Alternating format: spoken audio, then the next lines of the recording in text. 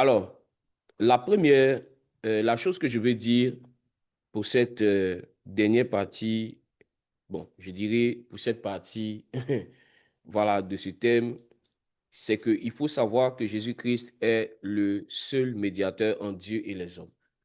Alors, les fondements en réalité du véritable disciple, en plus de d'autres fondements qui sont aussi importants, peuvent se résumer en ce qui concerne la doctrine dans cette parole de Jésus dans Jean 14, verset 6.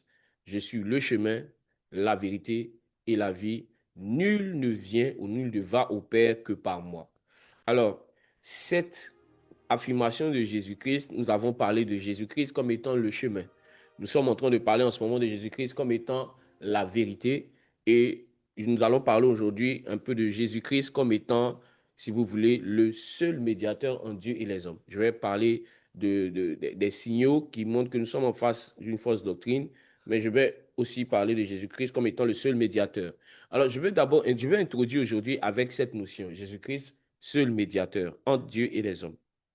Alors, par là, nous allons lire ensemble 1 Timothée, le chapitre 2, versets 5 à 6. 1 Timothée chapitre 2, du verset 5 à 6. Il est écrit, Yes. Mhm. en effet, il y a un seul Dieu et Il y il a y un a seul Dieu. un seul médiateur entre Il y a un Dieu et seul l'homme, médiateur entre Dieu et les hommes. un homme, Jésus-Christ, qui s'est donné lui-même en rançon pour tous. Mhm. Amen. Alors, il y a un seul médiateur. Un seul médiateur entre Dieu et les hommes, Jésus-Christ homme. Alors, ici, lorsqu'on parle de médiation, je pense que c'est un thème dont on a entendu parler.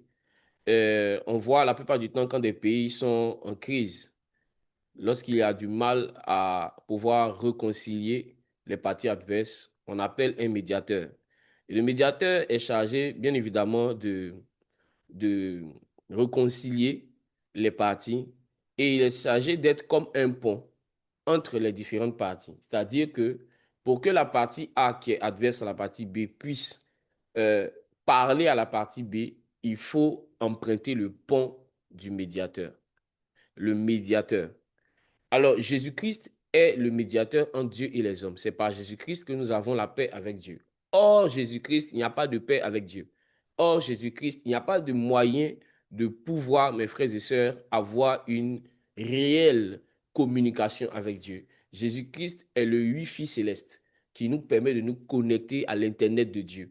Il n'y a personne sur la terre, mes frères et sœurs, qui peut se prévaloir d'être un médiateur qui peut nous conduire au Père autre que Jésus-Christ. Personne. Donc, cette vérité-là, Paul le dit dans le livre de Timothée. Pourquoi? Parce qu'il y a quelque chose que vous devez comprendre. C'est qu'à leur époque, plusieurs personnes se prévalaient d'être des apôtres de Jésus. Plusieurs personnes avaient dans leurs enseignements des doctrines qui ne venaient pas de Christ, des enseignements qui ne venaient pas de Christ, des pratiques qui étaient vraiment, qui contredisaient complètement les Écritures. Et Paul dit, écoutez les gars, faites attention. Il y a un seul médiateur, Dieu et les hommes, Jésus-Christ. Peu importe ce que nous allons enseigner, si ce que nous enseignons contredit ce que Jésus-Christ a enseigné, mais ce que nous enseignons ne vient pas de Dieu et ne peut même pas nous conduire au Père. Donc Paul parle de Jésus-Christ comme étant le médiateur. Alors, regardez quelque chose d'intéressant sur la médiation. Nous sommes ensemble dans Matthieu 1er. Matthieu chapitre 1, verset 21. Matthieu chapitre 1, Mhm. le verset 21. Il Yes. est écrit, elle mettra au monde un fils et tu lui donneras le nom de Jésus, car c'est Yes. lui qui sauvera son peuple de ses péchés. Elle mettra au monde un fils et Amen. tu donneras à ce fils le nom de Jésus. C'est lui qui va sauver son peuple de ses péchés. Donc, comprenez, il y a le principe, mais il n'y a pas de salut, il n'y a pas de pardon des péchés en dehors de Jésus-Christ. Il n'y a pas. On dit c'est lui qui va sauver son peuple de ses péchés. Au fait, ça veut dire quoi? Si vous voyez quelqu'un adresser une prière pour le pardon des péchés et ne pas emprunter le chemin qui a été donné par Jésus-Christ, mes frères et sœurs, ce n'est pas un péché qui est pardonné. C'est juste une parole qu'on a jetée en l'air. Si tu dis, Père, au nom du prophète Zouzou Zouzou,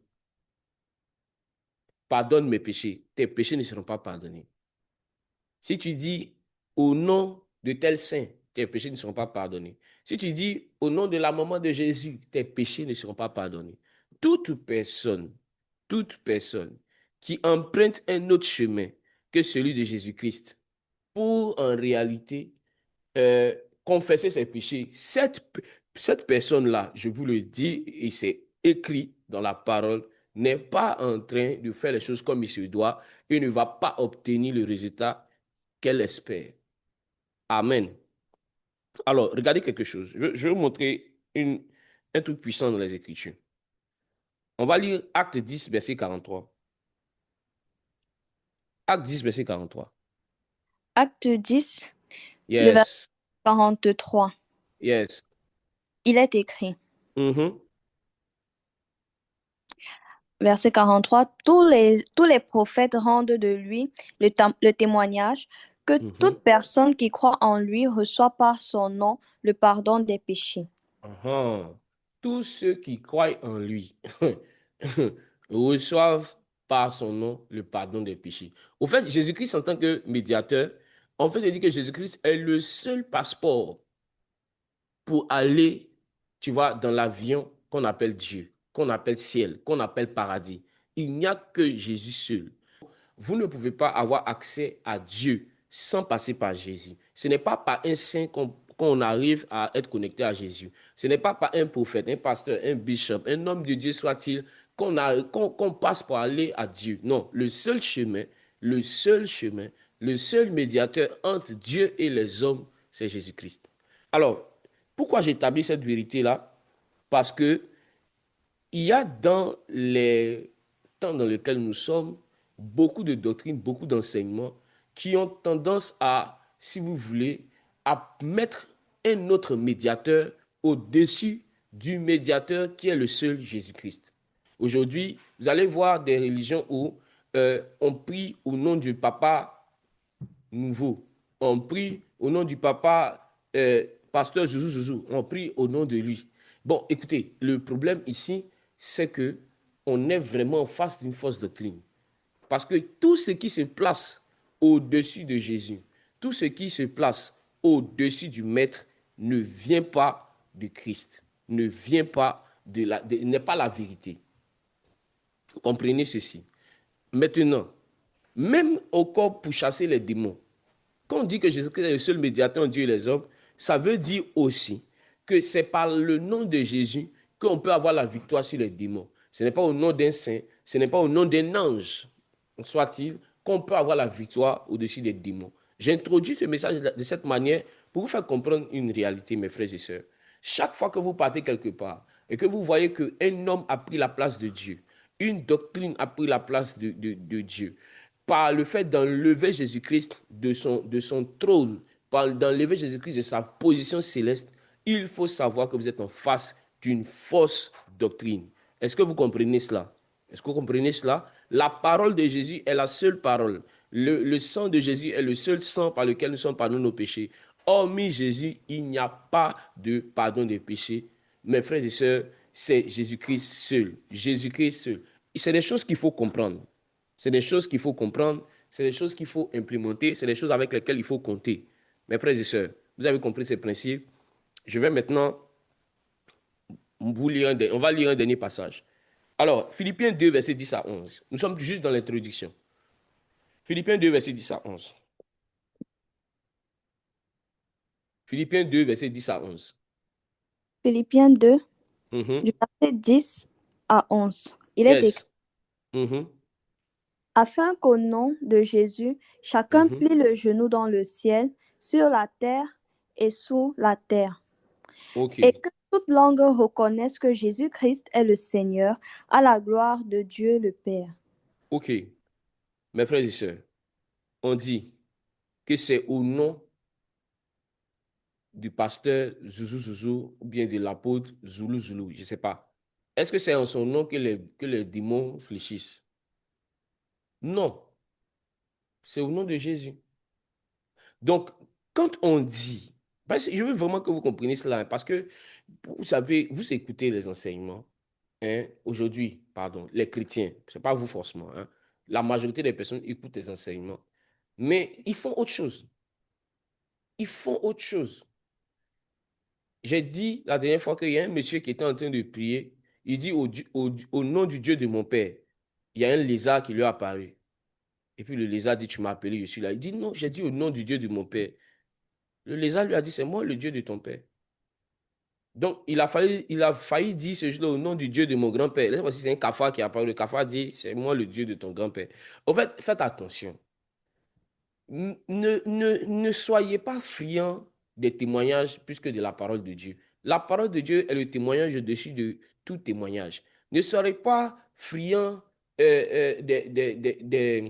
comment on appelle ça, de beaucoup de choses qu'on entend. Oh, telle personne prophétise, telle personne. Quand je ne soyez pas friand de ça, est-ce que je vais dire ne pas être friand de la prophétie? Non, moi, j'aime la prophétie. Si je vous dis ça, je suis en train de contredire mon appel. Mais je suis juste en train de vous dire quoi? Ne regardez pas d'abord ça, regardez les Écritures. Parce que même la parole nous dit que quand quelqu'un prophétise, il doit prophétiser selon l'analogie de la foi. Donc, on ne prophétise pas hors de la foi, on prophétise dans la foi.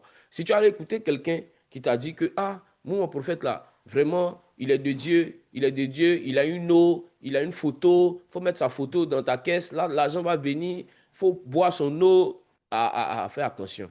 On est en train de dire qu'aujourd'hui, mais la guérison doit se faire par des objets, au lieu de comprendre que, en réalité, nous sommes le temple du Saint-Esprit. Dieu habite en nous. Donc, on est plus qu'un objet sacré. On est plus qu'un objet sur lequel un homme de Dieu a prié. Parce que nous-mêmes, nous sommes l'habitation du Dieu, du Dieu au nom duquel l'homme de Dieu a prié. Vous comprenez ce principe? Donc, pourquoi toi, qui es le temple, tu vas aller après un objet? Écoutez, mettez Jésus-Christ à sa place. Mettez les hommes à leur place. Mettez vos pratiques à leur place. Mais, en toute chose, Jésus-Christ est Seigneur. En toute chose, Jésus-Christ est le seul Dieu. J'ai introduit comme ça, pourquoi? Parce que ce que je vais commencer maintenant à dire est en rapport avec avec ce que j'ai dit tout à l'heure. Donc, est-ce que vous êtes prêts? On va commencer à courir. Vous êtes prêts? Super. Alors, le troisième signe des fausses doctrines, c'est que toute fausse doctrine contredit les enseignements de Christ. Comment savoir que je suis en face d'une fausse doctrine lorsque l'enseignement qui est donné contredit de façon directe ou indirecte l'enseignement de Christ? Alors, je veux qu'on lise un passage. Par là, on est ensemble dans Galates 1, versets 6 à 9. Galates 1, le verset 6 à 9. Hmm, Je m'étonne que vous vous détourniez si vite de celui qui vous a appelé par la grâce de Christ pour mhm, passer à un autre évangile. Ce n'est mhm. pas qu'il n'y ait un autre évangile, mais il y a Yes. des gens qui vous trompent et qui veulent déformer l'évangile de Christ. Il y a des gens qui veulent déformer l'évangile de Christ. Amen. Vas-y, Si quelqu'un, si même quelqu'un, nous ou même un ange venu du même ciel, maintenant, je viens du ciel. vous annonçait un évangile différent de celui que nous vous Mhm, avons prêché, qu'il soit mhm. maudit. C'est Nous l'avons, fort. Amen. Continue. Nous l'avons déjà dit et Mhm, je le répète maintenant. Si hmm, quelqu'un vous annonce un autre évangile que celui que vous avez reçu, soit maudit. hmm. Amen. Regardez quelque chose. Paul dit qu'il y a des gens qui viennent déformer l'évangile de Jésus-Christ. Il y a des gens, autant des gens de Galate, qui déformaient l'évangile, qui déformaient l'évangile de Christ. Comment? On déformait l'évangile de Christ comment? En annonçant des messages que Jésus-Christ n'a pas annoncés. Alors, je vais vous dire quelque chose. Si vous rendez dans un endroit, cet endroit est dit un endroit, pardon, cette église est dite une église spirituelle, une église qui adore Christ. Même si le nom de l'église, c'est l'église de Jésus-Christ. Si ce qu'on prêche là-bas, ça contredit ce que Jésus-Christ a annoncé. Paul dit qu'il faut que cette personne soit maudite. Dans quel sens? dans le sens où vous devez vous éloigner de cette personne. C'est ça le thème anathème. C'est s'éloigner, de ne pas avoir part avec de telles personnes. Alors, ce principe est simple. Ça, déjà, vous comprenez. Mais quand Paul dit maintenant que si nous ou un ange, voici maintenant comment il faut comprendre ça. Dans le contexte, les gens de Galate avaient plusieurs différents docteurs qui avaient commencé à enseigner des choses, comme quoi, si vous n'obéissez pas à la loi, vous ne pourrez pas être sauvé. Donc, il faut croire en Jésus-Christ et pratiquer les œuvres de la loi pour être sauvé. Il y avait d'autres docteurs qui disaient que, mais si les gens après avoir reçu l'évangile de Christ, sont allés pratiquer les œuvres de la loi, s'ils veulent revenir en Christ, il faut encore qu'ils ajoutent d'autres pratiques, parmi lesquelles le fait de ramener le prépuce. Je situe le contexte, j'avais parlé la dernière fois, mais j'en parle encore pour comprendre le contexte. Selon la loi, pour faire alliance avec Dieu, il fallait pratiquer la circoncision. Donc, certains euh, incirconcis de Galate, après avoir entendu ces faux docteurs, ont décidé de se faire circoncis. Quand ils ont fini de se faire circoncis, il y a d'autres docteurs qui sont venus pour vous dire non, vous avez pratiqué la loi, non? Vous êtes maudits, vous ne pouvez plus bénéficier de la grâce, à moins que vous ramenez le prépuce. Donc, donc les gens prenaient le prépuce et puis ils recousaient le prépuce à cause des fausses doctrines. Parce qu'on leur a dit qu'une fois qu'ils se sont circoncis en pratiquant la loi, ils vont en enfer. Je vais vous montrer ça dans les Écritures. Mes frères et sœurs, les fausses doctrines sont dangereuses. C'est dangereux. C'est-à-dire que mes frères, c'est dangereux. C'est dangereux. Si vous êtes ici, que vous êtes dans un endroit où ces signes-là sont observés, ne réfléchissez pas. Prenez vos chaussures, slama, vous courez. Courez. Ne regardez pas en arrière. Plusieurs ont commencé à ramener le prépuce. Ils ont commencé à ramener le prépuce, ils ont commencé à recoudre leur prépuce. Donc, ça a commencé à créer du désordre. Et Paul va dire aux gens de Galate, mais vous qui courez si bien, qui vous a empêché maintenant de courir vers la vérité? Parce que vous êtes arrêtés, parce que vous avez commencé à écouter des faux docteurs. Amen. Alors, une chose, dans 2 Corinthiens 11, versets 3 à 4, regarde ce que l'apôtre Paul nous dit. 2 Corinthiens 11, versets Yes, 3 à 4. yes. Cependant, de même Mhm, de même que le serpent a trompé Ève par sa ruse, j'ai mhm, peur que vos pensées ne se corrompent et ne se détournent de la simplicité et de la pureté vis-à-vis de Christ. mhm. Donc, si quelqu'un, au fait, on vous prêche un autre évangile. Alors, regardez, il y a ce que Paul appelait la simplicité de l'évangile. Donc, il dit qu'en réalité, il y a des personnes qui rendaient l'évangile de Dieu compliqué. Non seulement ils annonçaient un faux évangile, mais encore ils annonçaient euh, un évangile qui n'était pas simple. Quand on parle de simple, en réalité, on n'a pas dit que les choses ne sont pas profondes, hein, les choses ne sont pas édifiantes. Mais quand on parle de simple, c'est-à-dire que il faut laisser la chose dans l'étape initiale. Il ne faut pas ajouter autre chose.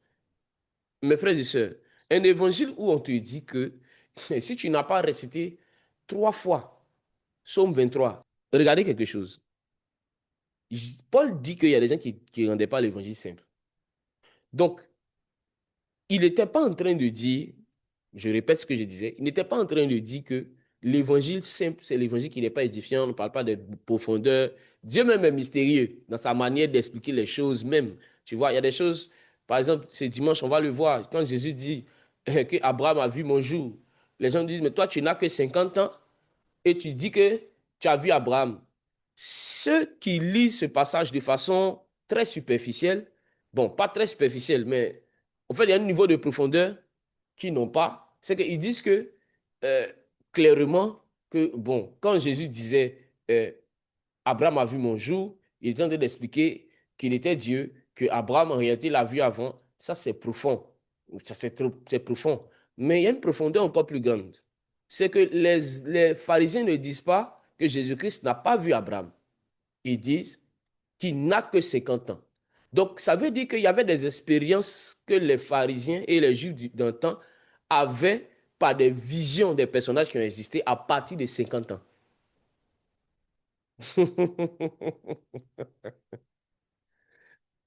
Ça veut dire qu'il y a des niveaux d'expérience qu'on ne pouvait pas vivre. Jean 8, 57. Allons-y, Paola, lis un peu. OK. Jean 8, le verset 57. Mhm, Voilà. Verset 57, il est écrit, mhm. les Juifs lui dirent, tu n'as pas encore 50 ans et tu as vu Abraham. Verset 58, non, On dit tu n'as pas 50 ans et tu dis oui, que tu as vu Abraham. Ils n'ont pas dit que ce n'est pas possible qu'on puisse voir Abraham. Ils disent que c'est à partir de 50 ans qu'on voit Abraham. Et Jésus n'avait pas encore 50 ans. Donc, ça veut dire qu'à l'époque, certains d'entre eux, à partir de 50 ans, ont commencé à vivre des expériences antiques. Donc, le chiffre 50, c'est le chiffre où on commence à vivre des choses qui se sont passées il y a plusieurs années avant nous. C'est pour cela que la prophétie antique de Joël 2, verset 28, s'est passée précisément le 50e jour, le jour de la Pentecôte. C'est à partir des 50 qu'on commence à voir les choses antiques. Tu fermes la parenthèse. Donc, un évangile simple, ce n'est pas un évangile où il n'y a pas de mystère. Ce n'est pas un évangile où il n'y a pas de profondeur. Mais un évangile simple, c'est un évangile qui reste dans la forme initiale que le réel promulgateur de l'évangile a donné, Jésus-Christ. Ce que Jésus a dit, il ne faut pas ajouter quelque chose d'autre. Dans quel sens? Tout ce qui contribue au salut, tout ce qu'on doit faire pour aller au ciel, Jésus-Christ a déjà parlé de cela. Toute personne qui ajoute une nouvelle doctrine, un nouveau enseignement, une nouvelle manière de faire, il est en train de déformer l'évangile de Christ et il est en train de compliquer l'évangile de Christ. Et ce n'est plus en réalité l'évangile de Christ parce que cet évangile-là, à cause de tous ces ajouts-là, a perdu sa forme initiale. Alors, voici un thème simple. Il y a des églises où, il y a des églises où, pour être délivré, il faut faire 3 jours secs. Tu dois faire 3 jours secs pour être délivré. Si tu es tombé dans le mensonge, c'est un jour. Un jour, tu coupes à 18 heures. Tu peux boire un peu d'eau. Mais si tu as commis le péché sexuel, c'est 3 jours secs. 3 jours secs. Et chaque soir, tu as un livret de prière. Oh, toi, esprit des eaux. Toi, esprit de la nuit. Esprit bleu. Sirène rouge. Sirène rouge. Toi qui as les dents de fer. Tu finis. Et puis tu chasses. On est en train de te montrer un évangile que Jésus-Christ n'a pas enseigné. La preuve. Jésus-Christ de Nazareth. Mes frères et sœurs. Bon, déjà, avant de parler de cela, entre commettre un péché sexuel et régner Jésus-Christ, qu'est-ce qui est le plus grave? C'est régner Jésus-Christ. Jésus a dit, celui qui va me régner là, devant les hommes, je vais le régner devant les hommes, devant les anges et devant mon Père. Comprenez aussi pourquoi Pierre a régné Jésus-Christ 3 fois. Devant les hommes, devant les anges et devant le Père. Il a régné Jésus-Christ 3 fois. Pierre a fini de régner Jésus-Christ 3 fois. Jésus ressuscite. Il va voir Pierre. La première question que Jésus va dire à Pierre et Jean qui étaient avec lui, il ne dit pas, Pierre, 3 jours secs. 3 jours secs pour que tu sois délivré. Il dit, Pierre, il y a poisson braisé. Est-ce que tu as faim? Il dit, mes enfants, vous avez faim? Est-ce que vous avez mangé? Ils sont venus, ils ont mangé. Donc Jésus croise un gars qui l'a régné 3 fois. Au lieu de lui donner 3 jours secs, il lui donne des poissons braisés à manger. Je suis en train de dire à quelqu'un ici, tu as été dans un endroit où on t'a dit que en réalité, pour que tu sois pardonné et délivré de tes péchés, tu dois faire 3 jours secs. Mon frère, ce n'est pas un jeûne que tu as fait, c'est un régime spirituel. Non, c'est un régime charnel. Ce n'est pas un jeûne même, c'est un régime. Pourquoi? Parce que quand en réalité tu pêches, ce qui te sanctifie et te lave de tout péché, c'est le sang de Jésus-Christ. Et le sang de Jésus-Christ ne coule pas plus fort pour toi lorsque tu es en jeûne. C'est lorsque tu crois en son sacrifice. C'est lorsque tu crois en son sacrifice. Jésus a fait manger Pierre, qu'il a régné 3 fois. Vous qui commettez certains péchés, qui vous éloignez du Seigneur, et puis vous décidez de dire, non, je dois partir en retraite. Je dois prendre 40 jours. Frère, si Dieu doit te pardonner en 40 jours, s'il vient au 39e jour, tu fais comment? L'évangile est simple. L'évangile est simple. Il ne faut pas la compliquer. Quand on dit qu'il ne faut pas la compliquer, c'est-à-dire qu'il ne faut pas ajouter autre chose. L'évangile est simple. Dis à ton voisin, l'évangile est simple. Il ne faut pas ajouter autre chose. Il faut laisser l'évangile tel qu'il est. Tel qu'il a été prêché. Il faut laisser comme ça. Surtout tout ce qui concerne le salut, on ne touche pas à ça. Ce qui concerne le pardon des péchés, on ne touche pas à ça. Il y a des religions où on dit si quelqu'un est délivré, il doit aller dans un camp qu'on appelle camp de prière. Camp de prière de délivrance. La personne fait 1 mois dans le camp de prière de délivrance, la personne n'est pas délivrée. Mais Jésus-Christ chassait des légions, c'est-à-dire quoi? Entre 3000 et 6000 démons à la minute. Maintenant, nous, pour chasser un petit démon de sorcellerie, la personne doit faire 1 mois dans le camp de prière. Vous ne voyez pas qu'il y a quelque chose qui ne va pas? C'est qu'est-ce qu'on est en train d'enseigner aux gens? Il y a beaucoup de camps de prière qui sont des camps de concentration de sorciers, des camps de concentration des gens qui tuent les gens silencieusement. Moi, je connais quelqu'un de très proche, qui est morte comme ça dans un de ces camps. On dit qu'elle est de la sorcellerie. La personne même ne sait même pas qu'elle est de la sorcellerie. La personne même ne sait pas. On dit non, tu es de la sorcellerie. Enchaîner la personne, rester dans le camp, faire gêner cette personne de force, une personne âgée, elle est morte. Elle est morte. Quelque temps après, quand ses enfants l'ont récupéré, le foie est perforé, les reins sont perforés, le pancréas, on ne peut plus rien faire. La personne est décédée à cause des fausses doctrines. C'est pour ça que les fausses doctrines, il ne faut pas jouer avec ça. Quand vous voyez quelqu'un qui est en train de croire aux fausses doctrines, il faut, c'est-à-dire, non seulement la douceur, c'est vrai, il faut le dire la vérité, mais quand vous voyez arriver que la personne est possédée, il faut être très rigoureux par rapport aux fausses doctrines. Dans quel sens? Dans le sens où vous devez faire comprendre à cette personne-là, vaille, que ce que Jésus-Christ a dit, c'est ce qu'on doit faire. On ne doit pas faire autre chose. Je vais vous montrer, je vais vous parler d'un fait qui m'est arrivé. Mes frères et sœurs, lorsque j'étais euh, dans le début de ma foi, je suis parti jouer au piano quelque part dans une église. Et arrivé un moment, j'observe dans le temps au moment du culte qu'on fait les offrandes et après les offrandes, on fait une offrande, une autre offrande. Mon problème, ce n'était pas les offrandes, c'était le nom de l'offrande. On dit maintenant, on va faire une offrande qu'on appelle l'offrande de rachat. On dit, on va faire une offrande qu'on appelle l'offrande de rachat. Donc, j'ai dit, offrande de rachat, c'est quoi? Donc, le pasteur commence à citer les péchés. Si tu as volé, c'est 1 000 francs. Si tu as menti, c'est 500. Si tu as commis le péché sexuel, toi-même tu sais, c'est 5 000. Donc, chaque péché avait sa somme.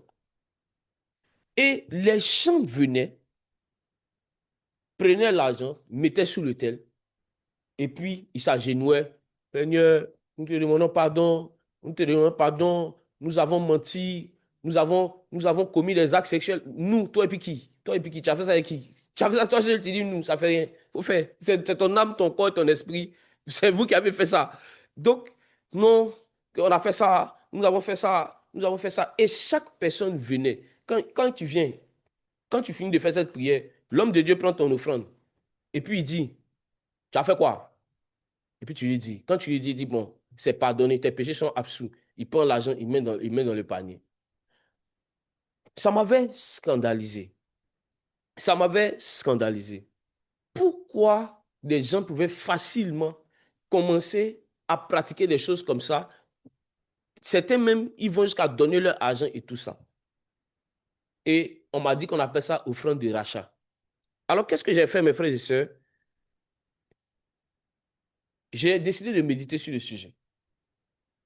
Et le Seigneur m'a donné ce verset que je vais vous lire. Hébreux 10, verset 18. Hébreux 10, verset 18. Hébreux 10, le verset 18. Yes, Il est écrit, il est écrit. Or, là où il y a pardon des péchés, il n'y a plus d'offrande pour le péché. Là où il y a pardon des péchés, il n'y a plus d'offrande D'offrande pour le péché. pour le péché. Maintenant, pourquoi vous faites offrande là? Vous avez beaucoup d'argent. Vous avez beaucoup d'argent. Là où il y a pardon pour les péchés, on ne fait plus d'offrande pour les péchés. Donc, quand vous partez quelque part et qu'on vous dit non, non, par rapport à tel péché, il y a tel péché là. Pour ça, tu dois faire une offrande et tu donnes l'offrande. Tu es en train d'encourager les faussaires de l'évangile à continuer à travailler dans le mensonge.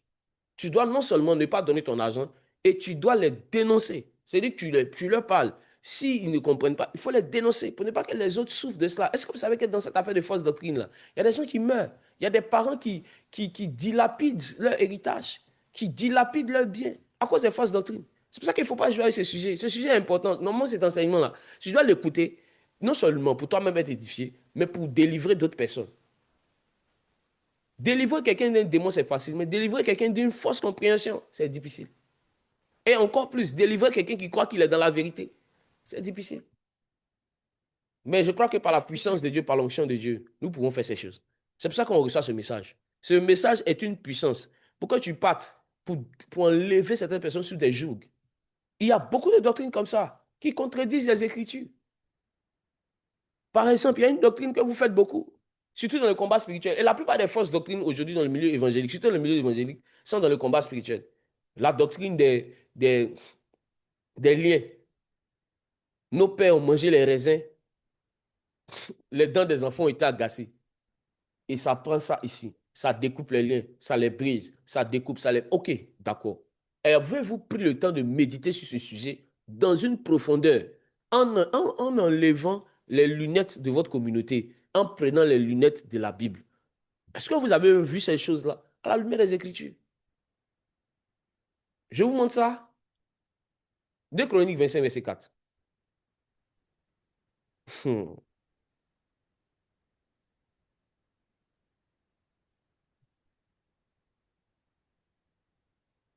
2 Chroniques, Mhm. Vas-y. le chapitre, papa. 2 Chroniques 25, verset 4. 2 Chroniques 25, le verset 4. Mhm. Il est écrit, mais il ne fit pas mourir leur fils, car il agit selon ce qui est écrit dans la loi, dans le Mhm. livre de Moïse, où l'Éternel Mhm. a ce commandement. On ne Mhm. fait point mourir les pères pour les enfants, On ne fera pas mourir les pères pour les enfants. et l'on ne fera point mourir les enfants pour leur père.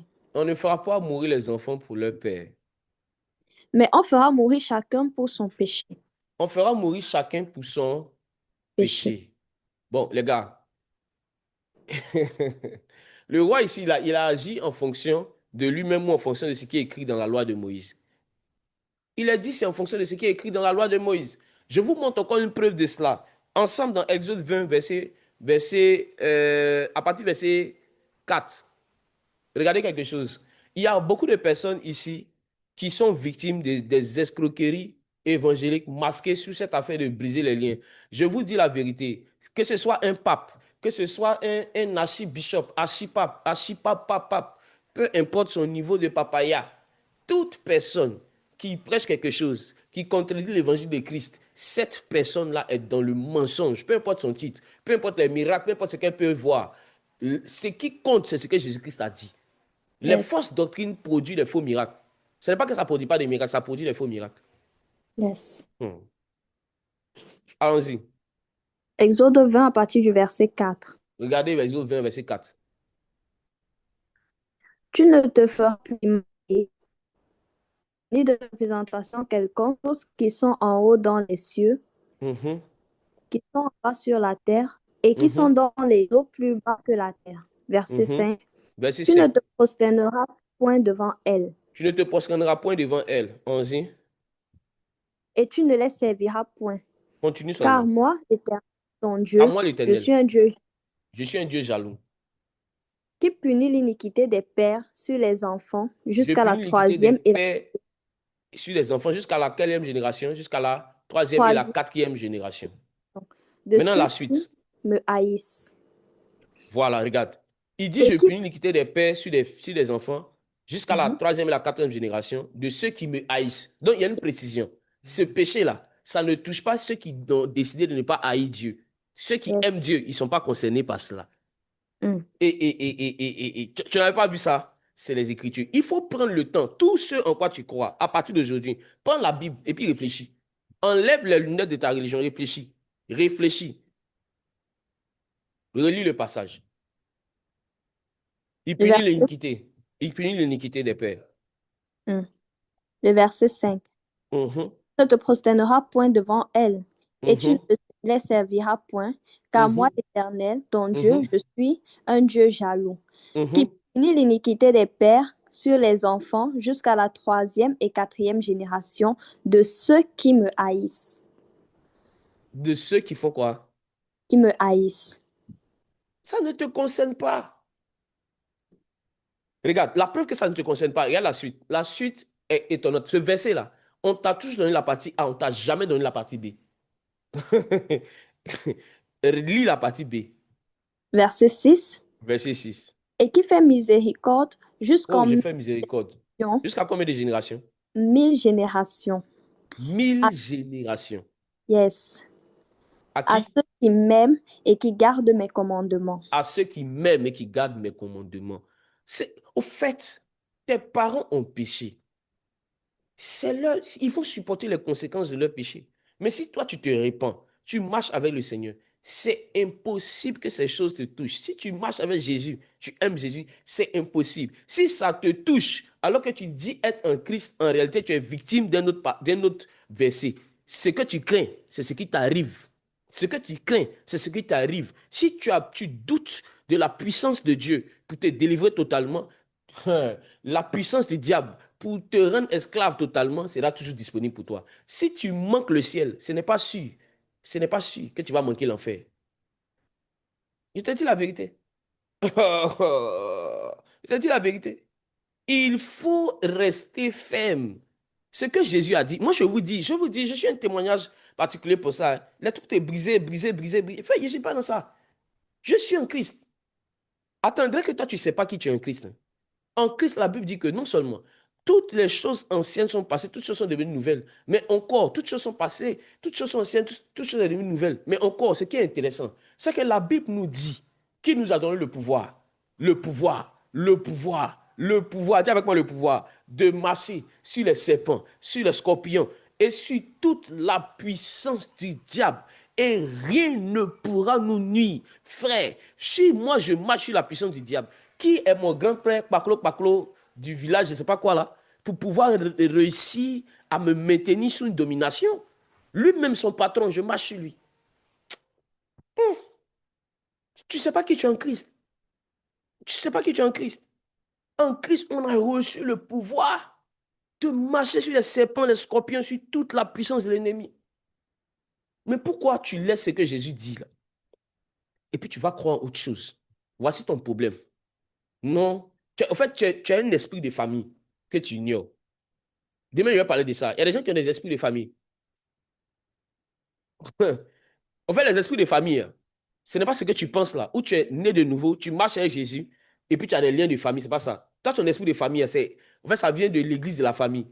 Vous, dans votre église, ton père est parti de l'église, ta mère est partie de l'église, ton grand-père est parti de l'église. Donc, tout ce qu'on dit, c'est que c'est l'église de la famille. Tout le monde va dans l'église. Tu as un esprit de famille. Mais c'est pas juste, c'est pas juste un esprit de famille, non, des liens que tu dois briser. C'est pas ça. C'est comme ton papa a dit ça, c'est ce que ton papa a dit, c'est ça qui est la vérité. Mais ton père peut se tromper. La preuve, souvent, mais il oublie ton anniversaire. Ton père peut se tromper. Oui, ton père peut se tromper. Donc, ce n'est pas parce que ton papa est dans une religion, est dans une pratique que tu dois le suivre. Non, la Bible dit, enfant, obéissez à vos parents selon le Seigneur. Frère, une fois que ça concerne ton salut, il faut laisser ça. Oh, oh. Ton père, je vous dis ici, vous qui êtes ici, écoutez-moi bien. Je vais mettre un grand équilibre même en ce qui concerne notre salut. Je vais vous dire la vérité. L'heure est venue où nous pouvons nous parler sans avoir hein, de parabole. Jésus revient bientôt, il faut se parler. Je dis à quelqu'un ici, ton père, ta mère n'a pas le droit, aucun droit de t'interdire de te baptiser parce que tu veux appartenir à Jésus. Cette personne n'a aucun droit concernant ces choses. Pourquoi je vous le dis? Je vous dis une réalité. Tout ce qui concerne le salut, on sera jugé personnellement, pas en groupe. Ton père ne va pas rendre compte pour toi par rapport à ton salut. Ta mère ne va pas rendre compte pour toi par rapport à ton salut. Je vous le dis de la part du Seigneur. Alors, même si vous êtes baptisé, mais que vous ne le dites pas, vous n'êtes pas dans le péché. N'inventez plus des choses aux gens pour, pour, pour leur donner d'avoir une bonne conscience devant les hommes et puis d'être vis-à-vis de Dieu. Et écoutez, vis-à-vis de Dieu, ils sont coupables. Il y a des gens qui savent que Dieu les appelle à marcher avec lui, à se baptiser. Mais les parents musulmans disent, ils ne sont pas prêts. Donc, tant que le papa musulman n'a pas dit oui, le gars ne va pas se baptiser. Mais frère, you go die, tu vas en enfer. Ton père a ses limites, ta mère a ses limites. Ce qui concerne ton salut, c'est ta responsabilité. Quand la personne est jeune, on peut comprendre. Mais quand tu es mature, tu vas à l'école, tu vas à l'université, tu travailles, ce n'est pas ton père qui va venir dire, non, il ne faut pas que tu pratiques ça. Il faut, non, non, non, non, il faut arrêter ça. Sortez de ça. Sortez de ça. Le salut là, c'est un jugement qui est éternel. Donc, je ne vais pas laisser quelqu'un faire le choix pour moi. Soyez réveillés, soyez réveillés, soyez réveillés. On n'a pas dit de manquer du respect aux parents, mais on dit, la Bible dit qu'enfant, attendez, vous n'avez pas vu ce passage? Je vais lire ça, je vais lire ça. Vous n'êtes pas obligé d'aller dans une église de famille. Non, non, non, non, non. Si Christ n'est pas prêché là-bas, je ne vais pas. Les persécutions que tu vas vivre, c'est les persécutions à cause de Christ. Regardez quelque chose. Là, ce passage. Tout ce que je vous dis s'appuie avec la parole. Regardez, c'est un passage, il faut bien le lire. Hein? Il faut bien le lire pour le comprendre. OK. Toute obéissance que vous devez à un père, à votre mari, à quelqu'un qui est élevé au-dessus de vous, même votre pasteur, c'est selon le Seigneur. Si c'est pas selon lui, si arrivé un moment où on ne parle plus de Jésus, papa, c'est le Seigneur qui nous lie. Si ce que tu es en train de faire, ça contredit ce que Jésus a dit au papa, Slama, papa, au revoir, je vais ailleurs. Et personne ne pourra vous juger. Regardez. Éphésiens 6, verset 1. Éphésiens 6, le Mhm, verset 1. Il est mhm. écrit, Et regardez ce Enfants, verset-là. Il y a une obéissez à... profondeur dedans. Attends, Paola. Il y a une profondeur dans ce passage. Je veux que vous regardez ce verset, mais regardez surtout la fin. Relis. Éphésiens 6, le Mhm. verset. Enfants, obéissez à vos parents selon le Seigneur, car c'est Regarde là. Car cela est, juste. enfants, obéissez à vos parents selon le Seigneur, car cela est juste. Si tu prends ce passage de façon très littérale, sans creuser, tu vas te dire que ce passage veut dire, enfants, obéissez à vos parents, cela est juste. Non, on dit, enfants, obéissez à vos parents selon le Seigneur, car cela est juste. Ça veut dire quoi? On n'est pas en train de te dire qu'il faut obéir à tes parents dans, dans tout. Donc, on dit, pour être juste, il faut que l'obéissance que tu auras vis-à-vis de tes parents soit selon le Seigneur. Une fois que l'obéissance que tu as vis-à-vis de tes parents n'est pas juste, une fois que l'obéissance que tu as vis-à-vis de tes parents n'est pas selon le Seigneur, cette obéissance n'est pas juste. Je répète, quand l'obéissance vis-à-vis de tes parents n'est plus selon le Seigneur, c'est une obéissance qui est injuste devant Dieu. Je suis en train de vous dire une vérité. Ton père peut te dire de faire des adorations que Jésus-Christ ne te demande pas de faire. Ton père peut te dire d'aller prier dans des endroits où Jésus-Christ n'y est pas. Tu dois refuser. Tu dois refuser. Tu dois refuser. Tu dois refuser ces choses. Tu dois refuser ces choses. Je parle à quelqu'un ici. On ne va pas au ciel en gros. On va en détail. On ne va pas au ciel en gros. On va en détail. Donc, pourquoi vous laissez vos parents choisir votre destinée finale? Ah, faites attention. Si c'est ça là, c'est que nos frères musulmans, on va leur dire, restez musulmans. Parce que vu que c'est votre papa qui est la porte pour aller au ciel, restez musulmans. Nos frères et sœurs qui sont dans le fétichisme, on va dire, mais continuez à aller adorer vos fétiches. Non, je vous dis la vérité. Il y a des endroits même où nos parents prient. Ce n'est pas Christ. Il y a des familles qui sont jéhovaïstes. Il y a des familles qui sont célestes. Il y a des familles qui sont là-bas. Écoute, là-bas, c'est Branham. Mais frère, si tu es encore dans la maison de ton père, mais tranquillement, tu marches avec Jésus, tu t'es baptisé, tu es à côté. Une fois que tu as une indépendance, tu affiches ta foi. Mais ce n'est pas le mensonge. Si même tu te baptises, ils ne savent pas, ce n'est pas le mensonge. Ce n'est pas le mensonge. Aimez Dieu plus que vos familles. Je vous dis la vérité. Parmi les choses, le Saint-Esprit m'a montré une fois que l'une des choses qui va faire que beaucoup vont rater l'enlèvement, c'est les familles.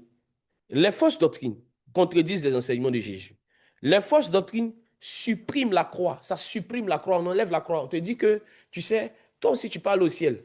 Tu sais, même si tu n'as pas entendu parler de Jésus et que tu es bien, tu fais des offrandes, tu donnes des choses aux veuves, aux orphelins, tu vas aller au ciel. Mon frère, donne tes offrandes. Tu seras béni sur la terre, mais tu seras maudit dans le règne des esprits. Tu meurs, tu vas en enfer. C'est ce que Jésus-Christ a dit. Et remplacer la repentance par la motivation ou la réussite personnelle. Voilà, il y en a des enseignements comme ça, où on motive les gens. C'est-à-dire que la personne tombe dans le péché. Ça va aller, ça va aller. On est tous pécheurs. Ça va aller. Personne ne peut être juste, personne ne peut être parfait. Ça va aller. Vous êtes en train de faire quoi? Vous êtes en train d'encourager les gens à vivre dans leur péché. Parfois, les sœurs, les faux enseignements se focalisent sur l'homme. Ça se focalise sur l'homme. Et il y a une exagération sur les choses de la terre. On a même conditionné le salut même aux choses de la terre. Si tu donnes une petite somme, Dieu va te bénir à la hauteur de ce que tu vas donner. Bon, toutes ces choses. Alors, je veux que vous fassiez cette introspection avec moi. Tout ce en quoi vous croyez, et surtout, tous ceux qui sont ici, qui pratiquent des choses pour lesquelles vous n'avez pas encore vu des versets, surtout des versets dans les évangiles où Jésus-Christ en a parlé. Arrêtez de faire ces choses. Calmez-vous un peu. Arrêtez cela. Il se peut que vous pensiez que vous êtes en train d'adorer Jésus au lieu que vous êtes en train d'adorer Baal. Vous êtes en train d'adorer Baal. Il y a plusieurs Jésus. Il y a plusieurs Jésus aujourd'hui. Hein? Il y a plusieurs Jésus aujourd'hui. Pourquoi je dis il y a plusieurs Jésus aujourd'hui? Parce que Jésus lui-même en a parlé. Jésus a dit que dans les derniers temps, il va venir des faux prophètes, des faux Christ, des faux messagers, des faux messies, des gens qui se déguisent en anges de lumière, alors que ce sont des anges déchus. Ce que tu pratiques là, il faut regarder ça à la lumière des Écritures. Il ne faut pas te borner pour te dire, nous dans notre église, depuis que je suis né, chez nos parents, voici, voici. Faites attention. Qu'est-ce que la Bible dit? Aujourd'hui, voici le leitmotiv. Quand quelqu'un te demande quelque chose, regardez, regarde le doigt dans les yeux, avec le sourire. Il dit, c'est écrit où? La plupart des gens qui pratiquent des choses sans verset, quand tu leur dis ça, ils s'énervent. Ils tu dis quoi? Toi, tu dis quoi? Tu connais la Bible? Non, je n'ai pas dit je connais la Bible. C'est parce que toi, tu connais la Bible que tu m'as dit ça, non? C'est écrit où? Écris ça en commentaire. C'est écrit où? Oh! Un jour, on était en train de parler avec quelqu'un, ça fait un peu rire, mais ça va vous édifier aussi. Un jour, on était en train de parler à une soeur. Et puis, elle est en train de parler comme ça. Ça, c'était le début de ma foi, hein. Et puis, c'est une sœur, en tout cas, c'est une sœur africaine. Ouais, c'est pas une sœur chrétienne, c'est une sœur africaine. Donc, elle disait que, ah, vraiment, que, est-ce que vous savez que Dieu m'a enseigné des choses sur la louange? Vous connaissez la puissance de la louange? Que Dieu même m'a dit que chanter, c'est prier 4 fois. Que la Bible dit ça. La Bible même dit que chanter, c'est prier 4 fois. Et que même la parole dit que et toi et le ciel t'aidera. On lui a demandé, ma soeur, c'est écrit où? Elle prend sa Bible, elle cherche, elle trouve pas. Elle dit, ce qui est sûr, c'est écrit dans la Bible. Vous voyez des gens comme ça. Vous voyez des gens comme ça.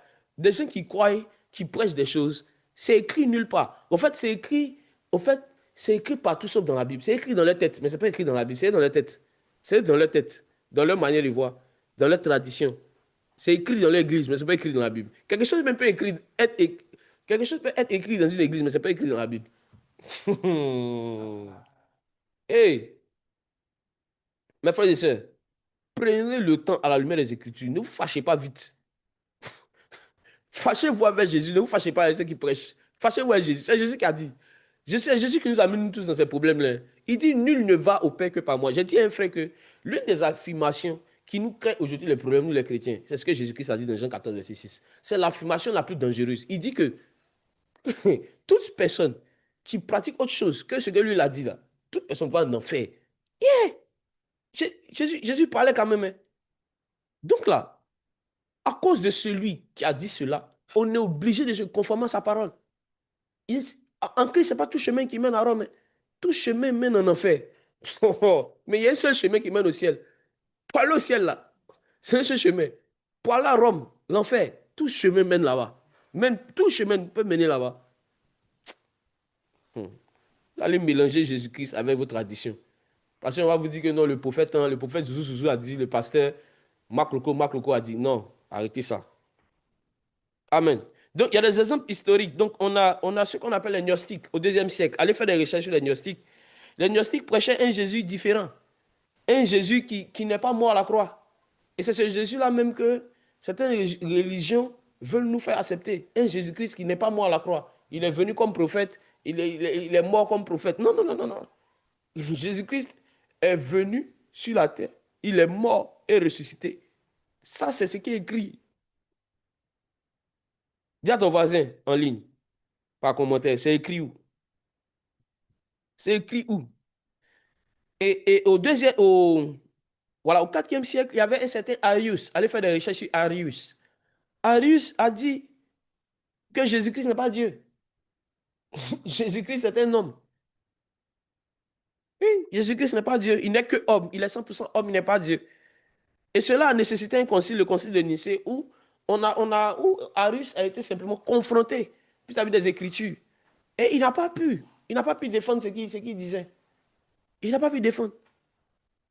Il y a un autre Africain, un grand docteur théologien dans le temps, qui a confondu Arius. Qui a confondu Arius. Arius dans ses fausses doctrines. Mes frères et sœurs, voici le leitmotiv. C'est écrit où? Donc aujourd'hui, dans notre temps contemporain, il y a ce qu'on appelle le New Age. Hein? On prêche l'évangile comme si c'était du développement personnel. Tu vas y arriver. Crois en toi. Tu vas y arriver. Tu peux y arriver. Analyse, regarde et lance-toi. Lance-toi, lance-toi. Alléluia, alléluia. C'est plus Christ. C'est plus la croix. C'est plus ses messages. C'est autre chose. Alors, l'Église moderne aujourd'hui, on peut compter les thèmes des hommes pour voir dans l'année qui aborde les thèmes sur la repentance, qui aborde les thèmes sur l'enfer, qui aborde les thèmes sur la sainteté. Sur la sainteté. Quelle est aujourd'hui une église où tu peux dire que le thème principal, qu'est-ce qui va t'emmener en enfer? Voici le thème du mois. Tu as déjà vu ça? Les églises d'aujourd'hui n'aiment pas ce genre de thème. Ça fait fuir les clients. Ça fait fuir les bailleurs de fonds. Des gens qui sont venus investir dans l'église, ça les fait fuir. Parce que la plupart vivent une mauvaise vie. On ne prêche plus la véritable doctrine. On ne prêche plus le véritable message. Les églises, certaines églises aujourd'hui sont devenues comme des entreprises. Ce qu'on cherche, c'est le chiffre d'affaires. Si les offrandes ne sont pas rentrées, Dieu ne s'est pas manifesté. Bon, mes frères et sœurs, est-ce que ça veut dire qu'il ne faut pas donner? Non, mais il ne faut pas mettre l'accent sur ça. Ce n'est pas ça l'essentiel. L'essentiel, c'est Christ. L'essentiel, c'est son message. Amen. Amen. Amen. OK. Alors, voici le message clé de cet enseignement. Je le fais à chaque point. Le message clé de ce signe, de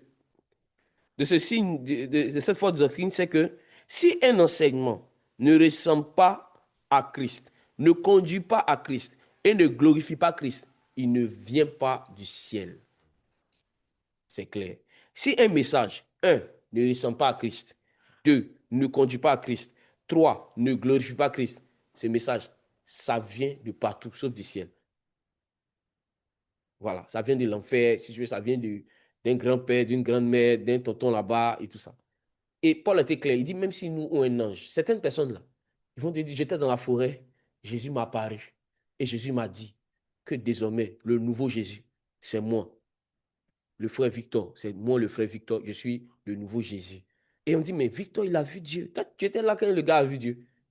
Tu étais là. Et même s'il a vu Dieu, c'est quel Dieu il a vu qui vient lui dire quelque chose que Jésus-Christ n'a pas dit ou que Jésus-Christ contredit. Il a vu tout, sauf Dieu. Méfiez-vous des gens qui ont beaucoup d'apparence, beaucoup d'apparence de spiritualité. Vous êtes là, oh frère, oh, tourne-toi un peu. Oh, il y a un serpent sur ton dos, il y a un serpent sur ton dos, frère. Il y a un serpent sur ton dos. Faites attention. Faites attention. Comment on peut juger des révélations que quelqu'un a eues, même après une expérience angélique? C'est à travers les Écritures. Parce qu'un ange de Dieu ne peut pas te dire des choses qui sont contraires à sa parole. La Bible dit que les anges obéissent à la parole de Dieu. Il y a des gens qui voient les anges et les anges leur disent que, au fait, tu sais, après Jésus, c'est toi. Frère, ce n'est pas un ange qui t'a parlé, c'est un démon. Hein? Il y a des gens qui voient des expériences où l'ange là lui a dit, non, tu peux coucher avec une femme et puis rien ne va t'arriver. Parce que toi, tu es l'enfant de Salomon. Que la nouvelle religion, c'est les enfants de Salomon. On peut avoir 10 femmes, on peut avoir 4 femmes. Ce n'est pas un ange qui t'a apparu. C'est un démon polygame qui t'a apparu. Faites attention. Soyez ferme sur la parole. Un véritable oint de Dieu n'est pas un défenseur du Saint-Esprit, mais il défend la parole. Il défend la parole. On ne défend pas le Saint-Esprit, hein. On défend la parole. On ne doit pas laisser le mensonge perdurer dans nos églises. Dans des églises où on élève des hommes au-dessus de Dieu. Non, les gars, arrêtez ça. Qui vous a dit que pour que vos péchés soient pardonnés, vous devez voir un homme pour lui parler, pour dire, ah, frère, vraiment, mon père, vraiment, je reconnais, j'ai fait ceci, j'ai fait cela. Et puis tu finis, et puis le père dit, voilà, alors fils, Spiritus Santos, tu es pardonné. Et là, c'est deuil. Il dit la vérité, c'est mensonge, c'est le mensonge. Je vous dis la vérité. Oh, j'ai dit, il n'y a. Regardez le verset, on a lu, non? On dit c'est en Jésus que nos péchés sont pardonnés. Hein?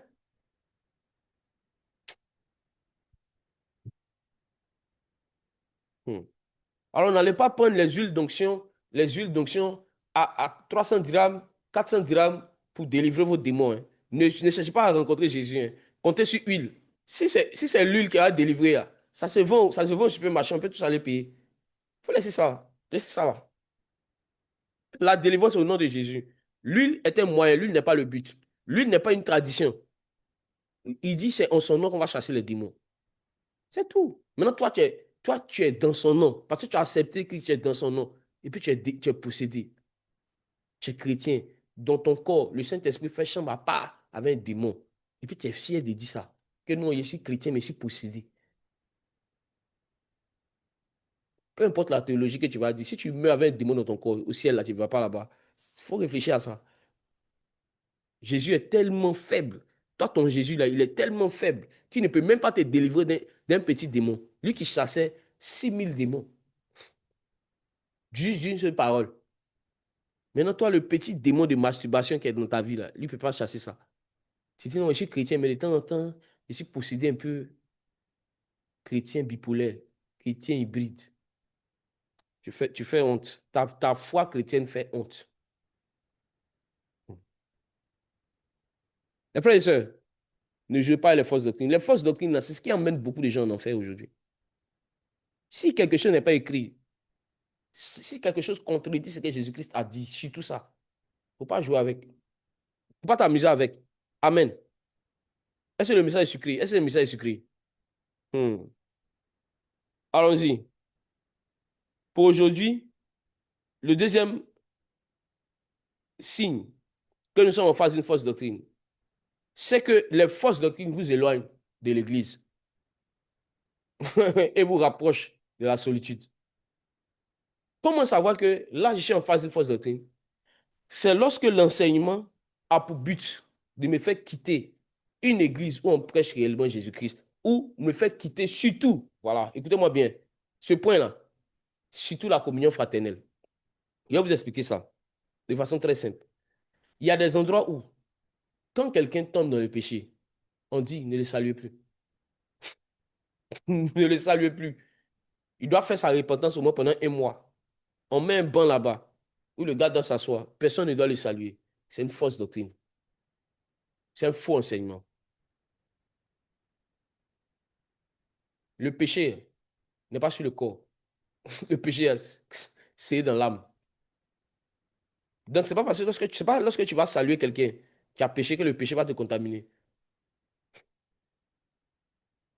Parce que le péché est enfanté par quoi? Par la convoitise. La convoitise de quoi? De l'âme.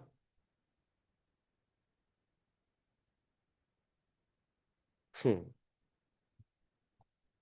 Faites attention à tout enseignement où on a un problème avec l'église locale.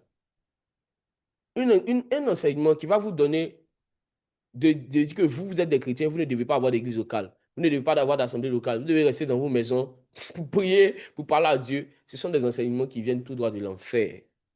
ça vient de l'enfer. Hébreux 10, verset 25. Allons-y rapidement, Paola, et on va passer plus de temps sur la dernière fausse doctrine. Le Ok. dernier signe des fausses doctrines. Hébreux 10, le verset 25. Mhm, Il est écrit, mhm. n'abandonnons pas notre assemblée, comme c'est la coutume de quelques-uns, mais exhortons-nous réciproquement, et cela d'autant plus que vous voyez s'approcher le jour. Alors, si vous êtes dans un endroit, comme j'ai dit précédemment, où on ne prêche pas Christ, où la doctrine de Christ est contredite, où on ajoute autre chose à ce que Jésus-Christ a enseigné, c'est normal que vous quittez cet endroit. Mais ce n'est pas pour rester seul. Si vous avez la possibilité dans l'endroit où vous êtes, de trouver une église où Christ est prêché, où la parole de Dieu est prêchée, on voit le feu, on voit la sanctification, allez-y. Dieu peut vous faire changer d'église parce que peut-être que la prédication ne nourrit pas votre âme, ou bien ce n'est pas l'enseignement que vous devez recevoir dans la saison. Dieu peut vous faire changer aussi d'église parce qu'on ne prêche pas en réalité son message. Dieu peut vous faire aussi changer d'église, pas parce qu'on ne prêche pas le message, parce que Dieu veut que vous puissiez servir ailleurs. Dieu veut que pour cette étape de votre vie, vous soyez formés par d'autres types d'enseignements, d'autres types de manières de voir l'évangile, bien sûr, qui reste toujours biblique. Dieu veut vous faire vivre autre chose. Donc souvent, Dieu peut vous faire quitter un endroit pour aller à un autre. Amen. Alors, que ce soit pour raison de fausse doctrine, pour raison des saisons, que Dieu est en train de changer des choses dans votre vie, que ce soit pour aussi une raison touchant, voilà, Dieu vous conduit ailleurs, ce n'est pas dans le but que vous restez seul. J'ai peur des chrétiens qui aiment rester seuls, parce qu'ils me rappellent le fou de Gadara. Le fou de Gadara était plongé dans la solitude par les démons qui l'habitaient. C'est les démons qui ont plongé Judas dans un tel remords au point où il allait se mettre seul et il s'est pendu. Il est resté seul et il s'est pendu. Les diables aiment beaucoup la solitude parce que en réalité, quand un homme est seul, quand il tombe, personne ne peut le relever. Le diable aime la solitude. Donc, tout enseignement qui veut vous empêcher d'avoir une église locale, d'avoir des frères et sœurs avec qui vous allez communier, ce n'est pas un enseignement qui vient de Dieu. Je vous dis la vérité. Comprenez ces choses. Comprenez ces choses. On peut avoir des incompréhensions. On peut avoir des incompréhensions. Voilà, parce que peut-être on peut avoir des comportements, des caractères différents, des éducations différentes. Mais est-ce que cela nous a nous emmené à un point où on dit on se retire de l'église et on n'a pas d'église, on est à la maison, Dieu nous apparaît seul, les anges descendent, ils montent et ils descendent, on parle avec les anges. Arrivé un moment, tu vas devenir fou. Beaucoup de jeunes gens sont devenus fous comme ça. Le frère était seul. Il a reçu une vision. Un ange lui apparaît pour dire, toi, tu es le Jean-Baptiste de notre temps. Donc, il ne faut plus te pomader, il ne faut plus te parfumer, il ne faut plus te coiffer, il ne faut plus te raser. Vends toutes tes cravates, vends toutes tes vestes, vends tes chaussures, parce que tu es le Jean-Baptiste. Tu vois, l'esprit de folie arrive facilement à atteindre des personnes qui sont seules. Parce que si tu étais avec quelqu'un, peut-être même que le pasteur te dit, là, écoute, ça c'est une attaque. Tu as été fléché. Le diable vous met seul pour vous éloigner afin de mieux vous cribler. La Bible dit que Satan a réclamé Pierre pour le cribler comme du froment. Mes frères et sœurs, soyez des hommes équilibrés. Ayez des temps de communion fraternelle. Soumettez même certaines révélations que vous avez à la vie des autres. Ça va vous aider. Remarquez, la plupart des chrétiens qui sont seuls, ils sont très orgueilleux. Vous ne remarquez pas? Des chrétiens qui aiment dire que non, moi, je suis dans ma chambre et ma relation est Dieu. Remarquez, ils sont beaucoup orgueilleux.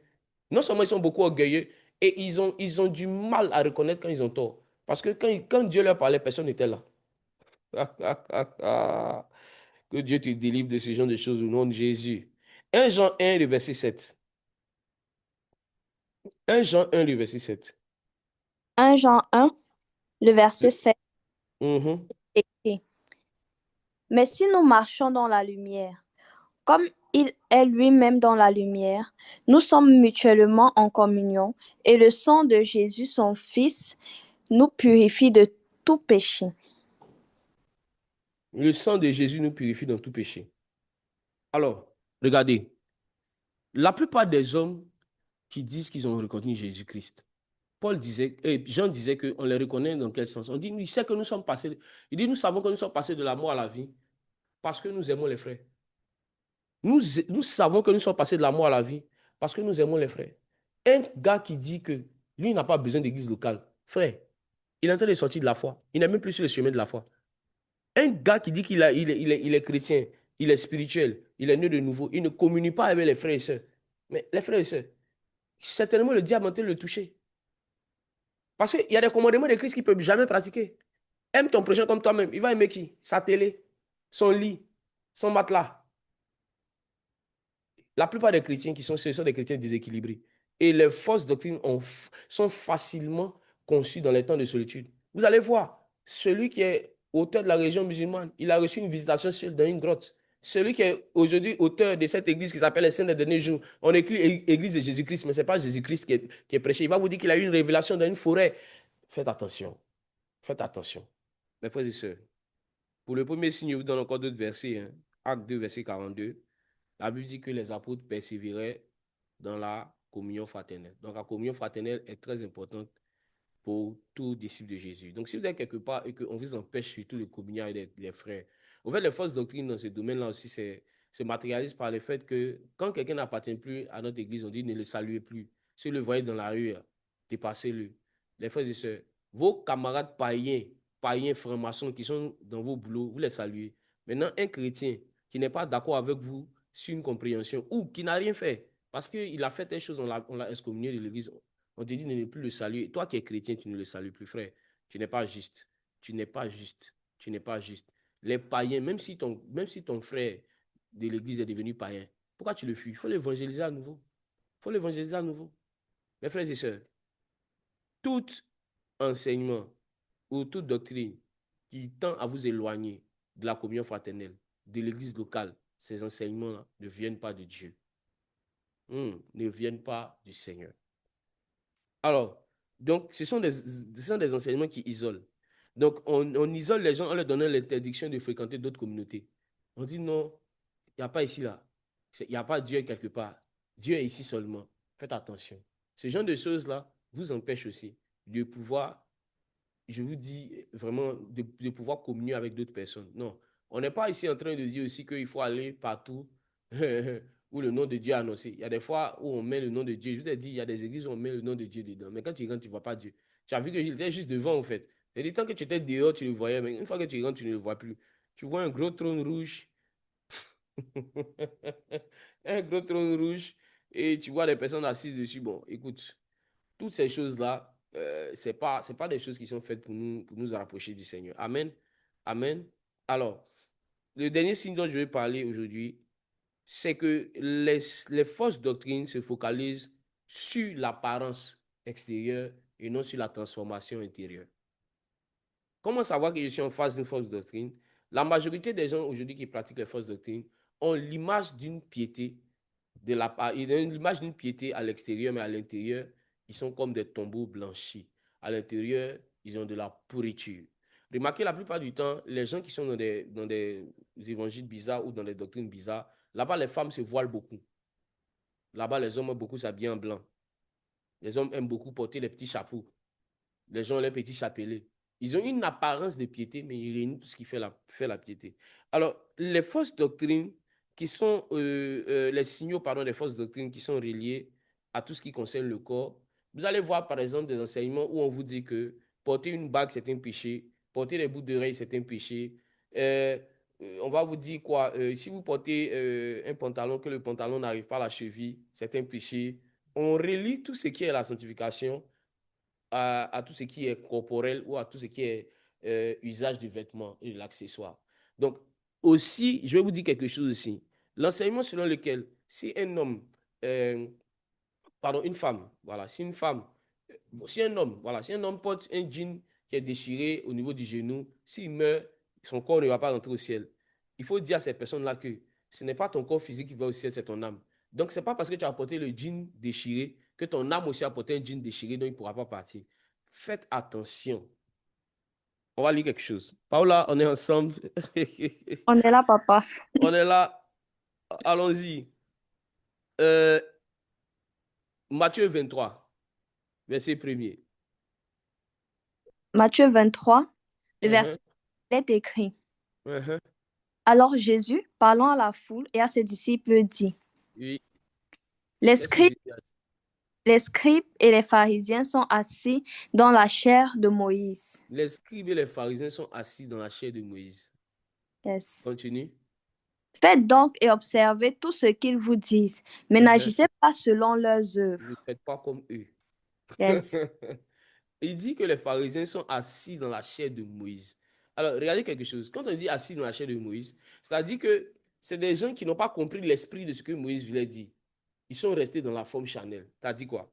Moïse avait donné certaines prescriptions par rapport au temple, certaines prescriptions par rapport aux prêtres. Eux, ils ont commencé à ajouter d'autres choses.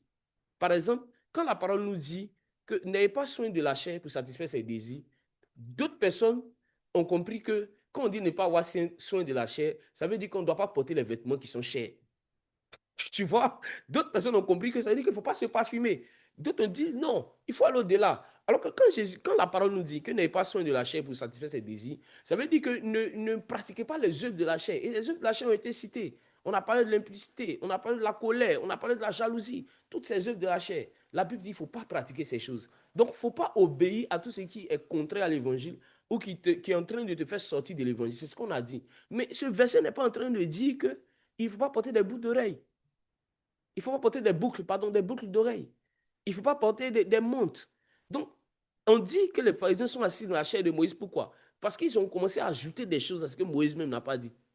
Et une fois, Jésus-Christ parlait aux pharisiens et il dit, vous annulez le commandement de Dieu au profit de votre tradition. Est-ce que vous savez qu'il y a des gens qui ont transformé leur tradition en commandement de Dieu? Est-ce que vous savez ça? Est-ce que vous savez qu'il y a des églises où, là-bas, toutes les femmes doivent être voilées? Si tu n'es pas voilé, Dieu ne peut pas t'entendre. Mais demandez-vous si la personne reçoit une attaque d'un démon pendant qu'elle est en train de se laver. Elle fait comment? Elle court pour aller prendre son voile, pour mettre son voile sur la tête. Il faut parler à Dieu pour remettre la connexion. La connexion de Dieu n'est pas comme les antennes paraboliques. C'est un Wi-Fi. On n'a pas besoin c'est sans fil, au fait. Bon, je ne sais pas. Au fait, en réalité, écoutez-moi bien. 1 Samuel 16, verset 7. Allons-y, 1 Samuel 16, verset 7. Il y a beaucoup de fausses doctrines qu'on enseigne aujourd'hui aux gens. Non, tu sais, le fait de t'habiller trop sapé, tu es en train de prendre soin de la chair. Hey, my God. Faites attention. Allons-y. 1 Samuel 16, le verset 7. Mhm, Et l'Éternel dit à Samuel, mhm, prends point garde à son apparence et à la hauteur de sa taille, car je l'ai rejeté. mhm, L'Éternel ne considère pas ce que l'homme considère. L'homme regarde à ce qui frappe les yeux, mhm. mais l'Éternel regarde au cœur. L'homme regarde ce qui frappe les yeux, mais l'Éternel regarde au cœur. Alors, regardez. Ici, on dit quoi? La personne que Samuel voulait oindre était grand détail, non? Hmm? La personne était grand détail. OK. La personne avait la carrure pour être roi. C'est ça, non? On dit que Samuel a regardé à la taille du monsieur. Maintenant, regardez quelque chose. Est-ce que ça veut dire que si quelqu'un a une grande taille, Dieu l'a rejeté? Est-ce que ça veut dire que si quelqu'un est beau ou cette personne est belle, Dieu l'a rejeté? On dit Moïse était beau devant Dieu. Lorsqu'on vous parle de Rachel, on dit Rachel avait une belle taille. Mes frères et sœurs, est-ce qu'on est en train de dire ici que la taille là, ce n'est pas une bonne chose? Je vais vous expliquer. Quand on dit être assis dans la chair de Moïse, ça dit que on regarde la taille. Donc celui-là, il avait une grande taille et Dieu l'a rejeté. Donc tous ceux qui sont chrétiens, qui cherchent à avoir une grande taille ou qui cherchent à se muscler, vous voyez la musculation, c'est charnel, c'est le péché.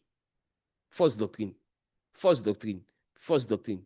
Être assis dans la chair, c'est prendre les choses de la chair là et en fait de ça le fondement de qu'est-ce qui va emmener quelqu'un au ciel, qu'est-ce qui ne va pas emmener quelqu'un au ciel. Non, frère, écoute, si tu es tatoué, tu ne vas pas au ciel. Si tu es tatoué là, c'est la sirène des eaux. Allez dire à ces personnes-là que c'est ton corps qui est tatoué, ce n'est pas ton âme. Hey, non. C'est ceux qui se dépigmentent la peau. Si tu t'es tchatcho, bon, vous connaissez un peu tchatcho, voilà. Mes frères congolais, que Dieu vous bénisse. Amen. Donc, vous connaissez un peu ces choses. Donc, regarde, si tu t'es tchatcho, mais frère, on dit si tu t'es tchatcho, tu ne vas pas au ciel. Allez dire aux gens que c'est le corps qui est tchatcho, ce n'est pas l'âme. Il n'y a pas tchatcholi de l'âme. En fait, on ne peut pas dépigmenter l'âme. Et beaucoup de fausses doctrines sont basées sur l'apparence. Hein. Regardez, on va lire un passage. Paola, on est ensemble? Ensemble, on va finir. Lisons quelque chose. Lisons un truc. Colossiens 2, verset, verset 20 à 22. Regardez quelque chose. Colossiens 2, verset 20 à 22. 20 à 22. Il est Regardez, écrit, il est écrit. si vous êtes mort avec Christ Si au vous êtes mort rudiment du avec monde, Christ, au rudiment du monde. pourquoi, comme si vous viviez dans le monde, vous impose-t-on ces préceptes? Pourquoi on vous impose ces préceptes? Voici l'apôtre Paul. Hein. Il dit pourquoi vous. En fait, c'est qui est aujourd'hui, c'est ce qui a été, c'est ce qui sera. On dit vous êtes mort avec Christ, vous êtes ressuscité avec Christ. Pourquoi on est en train de vous imposer ces préceptes? Il y a les préceptes là, verset 21. Verset 21. Ne prends, ne goûte pas, ne touche pas. Ne prends pas, ne goûte pas. On dit non, tu es un chrétien, il doit manger salade. Parce que tu as une brebis, c'est salade, tu dois manger. Crudité, oignon, tomate. Tu as une brebis. Une brebis ne mange pas la viande. La viande, c'est les sorciers qui mangent ça. Hey! Regardez, les fausses doctrines sont souvent basées sur ces petites choses. On dit ne prends pas. Ça veut dire quoi? Non, toi, il ne faut pas prendre de parfum. Non, toi, il ne faut pas prendre de pommade. La pommade, là, ça, en fait, la pommade, tu vois le gel que tu mets sur tes cheveux, là, c'est une sirène, elle crache le gel. Jesus. Mais regarde, c'est que l'habit Nike que tu as porté, il faut aller jeter. Parce que celui qui a fait Nike, ce n'est pas le Saint-Esprit, ce n'est pas un ange. C'est un païen. C'est qu'on retourne en Éden, où on ne porte rien. Les fausses doctrines sont basées aussi sur ce genre de choses-là. Tout est axé sur l'apparence. Ou si tu vois une femme qui n'est pas voilée, elle n'est pas spirituelle. Et moi, je connais des femmes qui sont voilées, mais il n'y a pas plus impudique qu'elles. Il y a des impudiques qui se voilent. Avant, les prostituées se voilaient. Est-ce que vous savez cela? Quand vous regardez comment Judas a eu des rapports avec sa belle-fille Tamar, elle était voilée. C'était le signe des prostituées. Il y a des types de voiles que les prostituées. Est-ce que vous avez connu les prostituées voilées? C'est pour cela que même dans le temps, dans un certain temps, dans le temps passé, on les appelait les lanceuses de foulard parce que les prostituées étaient voilées. Mes frères et sœurs, ne regardez pas la manière dont quelqu'un s'habille forcément pour dire qu'il est saint. Satan se déguise en ange de lumière. Souvent, la fille qui est possédée par l'esprit des eaux, elle porte une robe. C'est pas que ça touche ses genoux, hein, ça traîne par terre. C'est comme une robe de mariage, ça traîne par terre. Mais elle est possédée. Il y a des jeunes frères là, des serviteurs de Dieu, mes frères et sœurs. On est tous des jeunes. Hein. Il y a des choses qui vont facilement vous séduire. Parce que vous, quand vous voyez une sœur qui est voilée, vous dites, oh, y a pas rien ne peut y arriver. Comme si c'est un robot qui a porté le voile. Appelez-la à 22h, 23h pour dire non, tu vas voir. Voile, on peut enlever. Faites attention. Il y a certaines personnes là, c'est l'habillement qui va vous séduire. Ah, vraiment, quand je regarde cette sœur-là, mon appel, ça peut aller parce qu'elle a le voile. Le voile, c'est sur son corps, c'est pas sur son âme. Regarde, Paola continue. On dit quoi? Il ne faut pas prendre. Ne goûte pas. Qu'est-ce qu'on dit encore? On dit dans le verset 21, ne prends pas, ne goûte pas, ne touche pas. Il ne faut pas toucher. Faut pas toucher. Donc, si tu vas là, si on va à la cérémonie, là, il ne faut pas toucher. Si quelqu'un te donne quelque chose là, il faut dire 3 fois Jésus, Jésus, Jésus, Jésus avant de prendre. Parce que si tu prends là, ça va te posséder, le démon va rentrer en toi en même temps. On dit tu es mort avec Christ. En fait, l'expression mort avec Christ, ça veut dire quoi? Rien ne peut t'arriver. Parce que tu as reçu Jésus-Christ. Donc, tant que tu demeures dans ses voies, rien ne peut t'arriver. Mais c'est comme si tu es mort avec Christ, mais tu es un peu vivant. Non. La chaussure, tu vois la façon dont la chaussure est renversée. Si tu sautes la chaussure, tu vas devenir fou. Chrétien. Toi, tu es un chrétien et tu crois en ces choses. La suite, il y a ce qu'il dit dans la suite. Ce qu'il dit dans la suite est très intéressant. Très intéressant. Verset 22. Verset 22. Préceptes qui tous deviennent pernicieux par Ça l'abus. devient pernicieux par l'abus. et qui ne sont fondées que sur les ordonnances et les doctrines des hommes. On dit ces préceptes-là, c'est formé sur les ordonnances, les doctrines des hommes. Mes frères et sœurs, Jésus-Christ avait une tunique. La couture, là, c'est une tunique, c'est haute couture, frère. C'est cousu à la main. Mes frères et sœurs, Jésus ne portait pas pacotille. Quand vous le voyez dans l'Apocalypse, il a une boucle en or. Au royaume des cieux, on dit les habits des saints, c'est du fin lin. C'est pas du faux lin. C'est pas du faux lin, c'est du fin lin. Mais quand vous regardez la manière dont même les anges sont, comment ces créatures sont majestueuses, ne pensez pas que parce que vous allez porter une chaussure déchirée, vous allez être plus spirituel que les autres. C'est ton pied physique qui a porté la chaussure, ce n'est pas ton âme. Au fait, je suis en train de te dire quelque chose. Hein. Paul dit que ces préceptes-là deviennent pernicieux par l'abus. C'est-à-dire quoi? Tout excès nuit. Tout ce qui est en excès, ça nuit.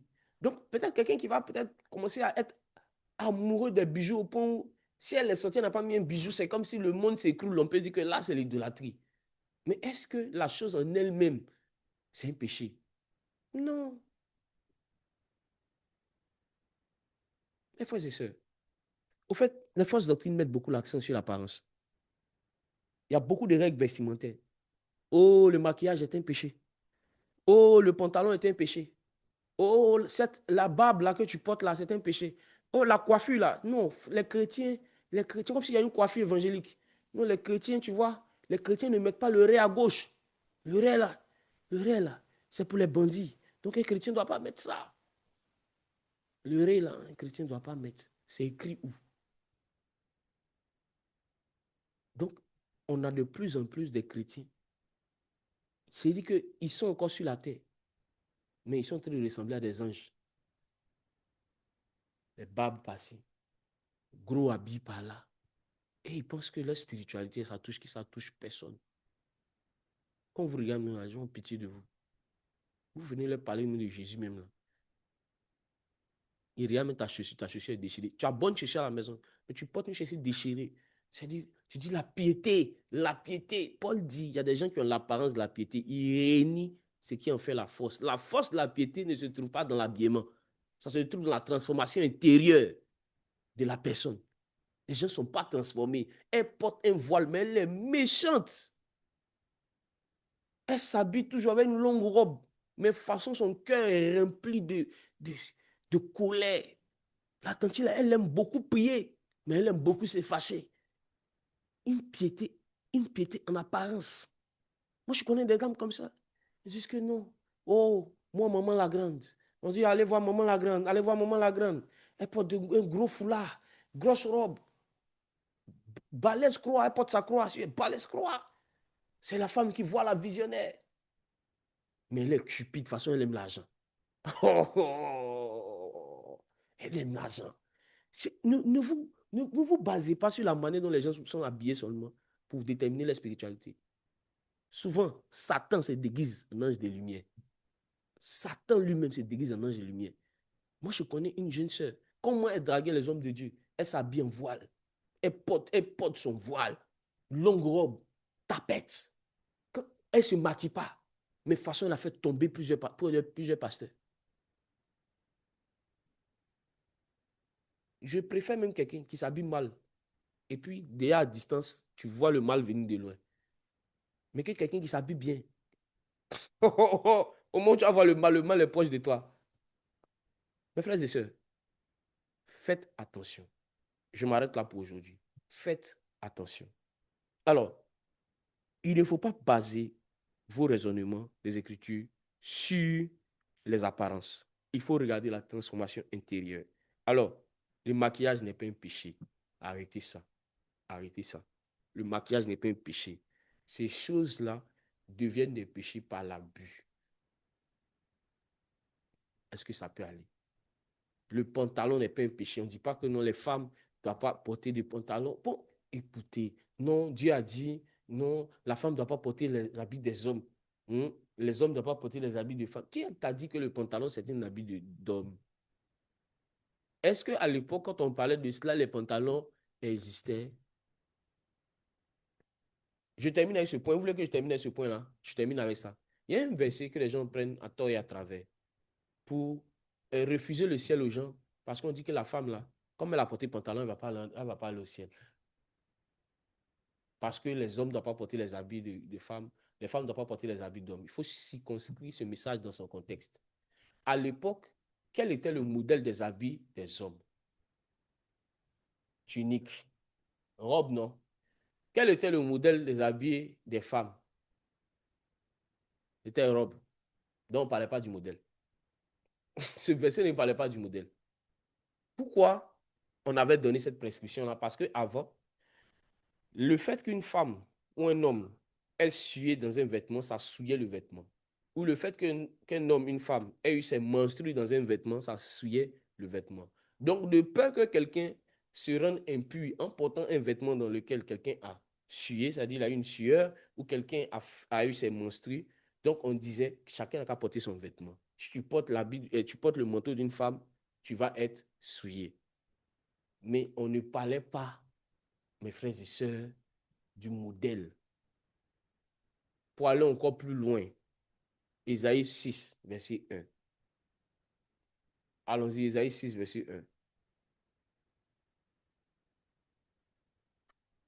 Mhm. Ésaïe, Pablo, ouais, vas-y. Pablo, on ne t'entendait pas. Dis-moi. Mhm. Vas-y. Ésaïe 6, le verset 20. 1, verset 1. 1. Ok, verset 1. Il est Mhm. écrit, Mhm. l'année de la mort du roi Osias, Mhm. je vis le Seigneur assis sur un trône très élevé, Mhm. et les pans de sa robe De son remplissaient. pantalon, non, non, de son pantalon. Non, papa, les pans de sa robe. Hmm. Le Non, temps. attends. On a dit que l'homme ne doit pas porter l'habit des femmes. L'Éternel fait quoi avec la robe là? Répète, répète, répète. Et je parle tout le verset ou bien juste la partie. Oui, tout le verset. On dit l'année de la mort du roi Osias, Mhm. je vis le Seigneur assis sur un trône très élevé, et les Mhm. pans de sa robe remplissaient le temple. Les pans de sa robe, c'est ça le temple. On dit Dieu avait porté tunique, robe, boubou. On dit son boubou là. Le bout même de boubou, ça remplissait tout le temple. Amen.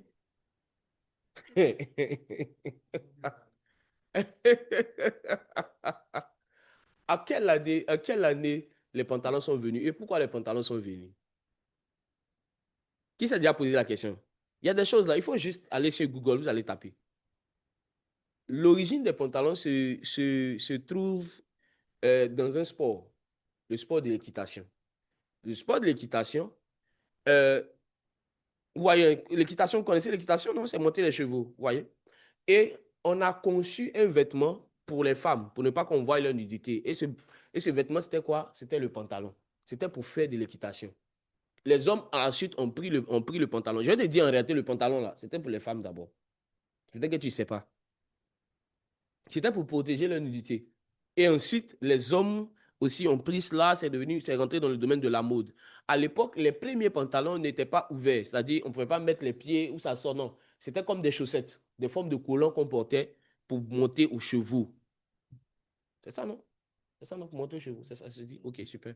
Voilà, donc hein, les gars, sortez aussi de toutes ces choses-là.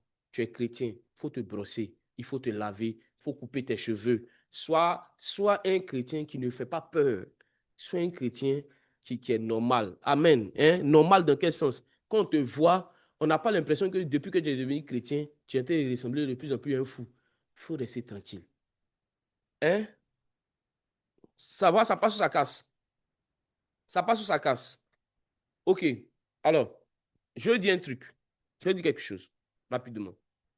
Je veux dire quelque chose rapidement. Alors, il y a eu à partir du 14e siècle, il y a eu un groupe de personnes qu'on appelait les puritains. Qui étaient les puritains? C'était des personnes qui, mes frères et sœurs, avaient confondu la spiritualité à, si vous voulez, à un mépris du corps. Donc, c'était une spiritualité très, très, très, très axée sur l'apparence. Il y a une manière de s'habiller, il y a une manière de se coiffer, il y a des choses qu'on ne fait pas, il y a des parfums qu'on ne prend pas. Ils s'appelaient les puritains. C'est-à-dire que les hommes qui sont tellement saints,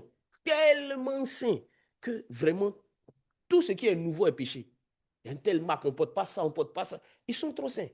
Vous voyez? Et ces personnes-là disaient qu'il faut revenir à la pureté, la véritable pureté. Mes frères et sœurs, comment ce mouvement a fini? Il a fini très mal.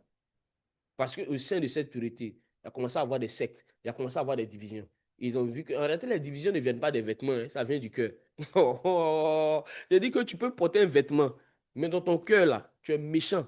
En fait, ton corps porte un vêtement, mais ton âme, là, ce n'est pas le vêtement là qui voit. Hein. Vous tous qui portez des gros habits pour paraître spirituel, là, sachez que c'est votre corps qui a porté. Votre âme n'a pas porté ça. Hein. Le vêtement de l'âme, c'est la puissance du Saint-Esprit. Le vêtement de l'âme, c'est le manteau de l'esprit. Donc, le vêtement de l'âme, ce n'est pas ce que tu vas acheter là. Ce n'est pas ça. C'est le manteau du Saint-Esprit. Le manteau de la sainteté. La sainteté est un manteau. Ce n'est pas juste une apparence, c'est un manteau. Et normalement, c'est de l'intérieur vers l'extérieur. Ça contamine ton intérieur, ça vient vers l'extérieur. Mais ton intérieur n'est pas transformé. Je m'arrête là pour aujourd'hui. Alors, qu'est-ce qu'il faut retenir comme message? Qu'est-ce qu'il faut retenir? Alors, Dieu ne sauve pas les cheveux. Dieu ne sauve pas les habits. Dieu sauve l'âme. Dieu ne sauve pas les cheveux. Dieu ne sauve pas les habits. Dieu sauve ton âme. Est-ce que c'est compris? Alors, il faut rester sur ce que Jésus-Christ a dit. Alors, voici maintenant ma conclusion. Je conclus en vous rappelant les 5 points que nous avons étudiés. Premier point, une fausse doctrine détourne l'adoration qui doit aller vers le Créateur, vers la créature.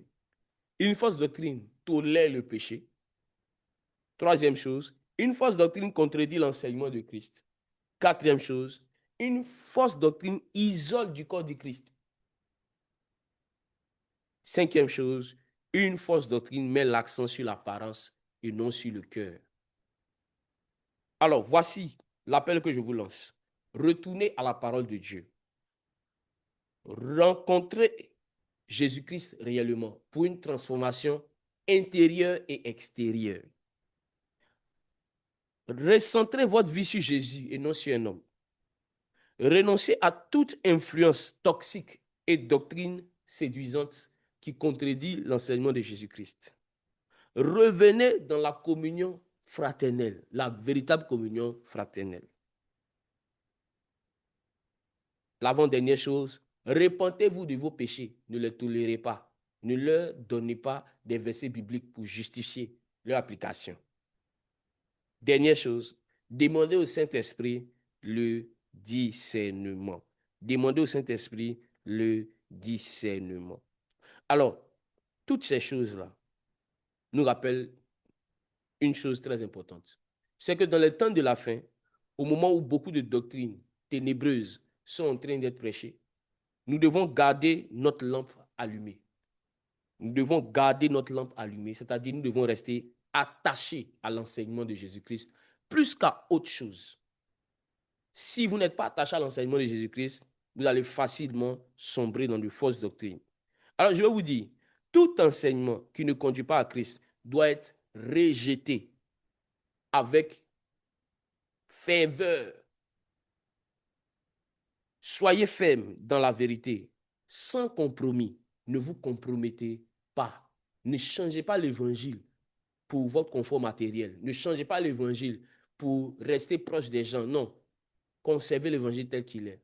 L'évangile repousse les ennemis de la croix, attire les amoureux de Christ. Alors, je vous donne ces paroles. Être un disciple, c'est reconnaître que Jésus est le seul chemin vers le salut. Marcher dans sa manière de vivre, c'est-à-dire la sainteté et l'amour. Il faut se confier uniquement en lui comme le seul médiateur. tout commence et tout s'achève avec Jésus-Christ. Un disciple solide, retiens cette phrase, c'est ma dernière phrase pour ce thème. Un disciple solide ne s'appuie ni sur les traditions, ni sur les émotions, mais sur la personne vivante de Jésus-Christ, le seul chemin, la seule vérité qui mène à la vraie vie. Prenez le temps d'écouter cette série d'enseignements depuis le début jusqu'à aujourd'hui. Prenez le temps de checker, vérifier les choses auxquelles vous croyez. Hein? Est-ce qu'on peut perdre le salut? Pas vérifier dans les Écritures. Est-ce qu'un chrétien peut être possédé? Vérifie dans les Écritures. Est-ce qu'un chrétien, lorsqu'il pêche, il doit faire 3 jours secs pour que Dieu le pardonne? Vérifie dans les Écritures. Est-ce qu'un chrétien ne doit pas faire cette coiffure? Bon, là, écoute, Dieu n'a pas parlé de ça. Parce que ce n'est pas des choses qui sont liées directement à ton salut. Donc, fais comme Dieu te convainc, du moment où tu n'es pas une occasion de chute pour les autres. Donc, prenez le soin d'écouter ces enseignements. J'espère que l'enseignement vous a fait du bien.